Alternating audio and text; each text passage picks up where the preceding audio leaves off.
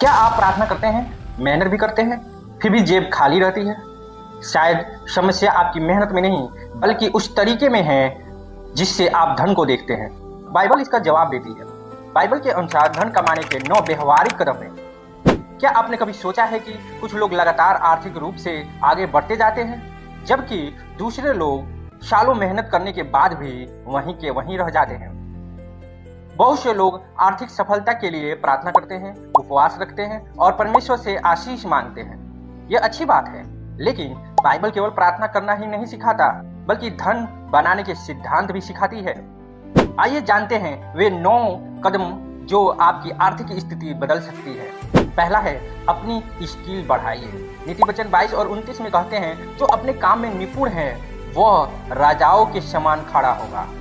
आज की दुनिया में आपकी सबसे बड़ी पूंजी आपका कौशल है। चाहे वीडियो एडिटिंग हो, डिजाइनिंग हो, कोडिंग हो, राइटिंग हो या कोई और हुनर, जितना अधिक आप सीखेंगे उतना अधिक आपकी कीमत बढ़ेगी। दूसरा है, मेहनती बनिए। बाइबल हमें चींटी से सीखने को कहती है। वह बिना किसी निगरानी के लगातार काम करती रहती है। सिर्फ सपने देखने से कुछ नहीं बदलता, विश्वास के साथ मेहनत भी जरूरी है। परमेश्वर अवसर देते हैं, लेकिन उस अवसर को पकड़ना हमारी जिम्मेदारी है। तीसरा है, बजट बनाइए। यीशु ने सिखाया कि किसी भी निर्माण से पहले उसकी लागत का हिसाब लगाना चाहिए। यदि महीने के अंत में आपको यह नहीं पता कि पैसा कहाँ चला गया, तो समस्या कमाई की नहीं, बल्कि प्रबंधन की है। हर खर्च लिखना शुरू करें।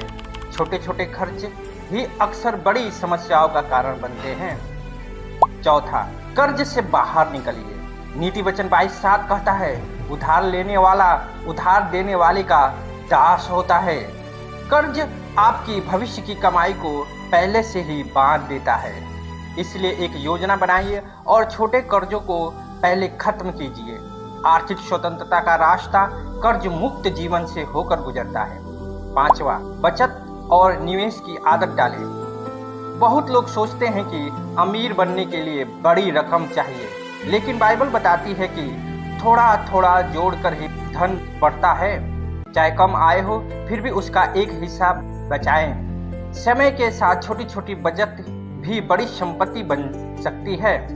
छठवां, आय के कई स्रोत बनाएं। सपोपदेशक 12:11-2 में सिखाता है कि अपने संसाधनों को कई हिस्सों में बांटो। सिर्फ एक नौकरी या एक आय स्रोत पर निर्भर रहना जोखिम भरा हो सकता है।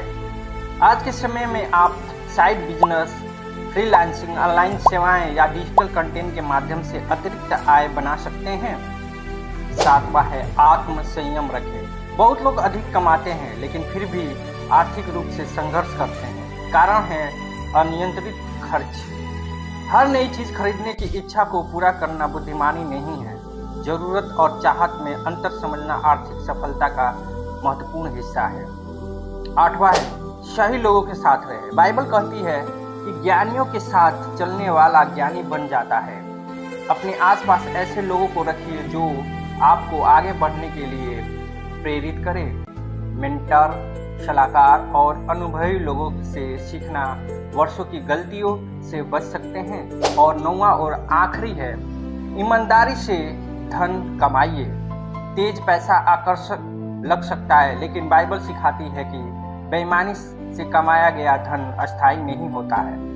आपकी प्रतिष्ठा, आपका चरित्र और आपकी ईमानदारी किसी भी बैंक बैलेंस से अधिक मूल्यवान है। सच्ची सफलता वही है जो परमेश्वर और लोगों दोनों की नज़र में सम्मानित हो। दोस्तों, परमेश्वर ने हम सभी को धन उत्पन्न करने की क्षमता दी है, लेकिन केवल प्रार्थना करना पर्याप्त नहीं है। जब प्रार्थना, बुद्धिमानी, मेहनत और अनुशासन एक साथ आते हैं तो आर्थिक बदलाव शुरू होता है। आज इन 9 कदमों में से कौन सा कदम आपको सबसे ज़्यादा चुनौती देता है, कमेंट में ज़रूर बताइए। और यदि यह संदेश आपको उपयोगी लगा तो इसे दूसरों के साथ भी साझा करें और सब्सक्राइब भी करें।